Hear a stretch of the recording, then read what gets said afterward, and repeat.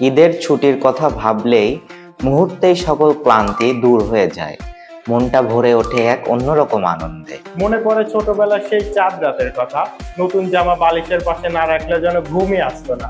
সময় বদলেছে, আমরা বড় হয়েছি, এখন সালামি নেই না দেই, তবু ঈদের আনন্দটা আজও ঠিক আগের মতোই রয়ে গেছে।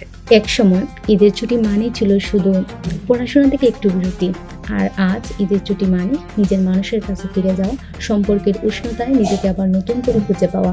সারা বছর আমরা দায়িত্ব আর কাজের পেছনে ছুটে চলি, শুধু এই কয়েকটা দিন যেন আমাদের নিজের আপন মানুষদের কাছে ফিরে যাওয়ার জন্যই রেখে দেওয়া। আর সেই ভোরবেলার সেমাইয়ের মিষ্টি সুঘ্রাণ যা ছড়িয়ে পড়তো পুরো বাড়ি জুড়ে আর এনে দিত ঈদের প্রথম আমেজ। সালামি নিয়ে ভাই বোনদের হাসি খুশি আর ছোট ছোট অভিমান, এগুলা নিয়ে এই ঈদের স্মৃতিগুলো তৈরি হয়। এই ব্যস্ত শহর, কর্মমুখী দিনগুলো পেরিয়ে এখন শুধু বাড়ি ফেরার অপেক্ষা, প্রিয় মানুষগুলোর মুখ দেখার অপেক্ষা।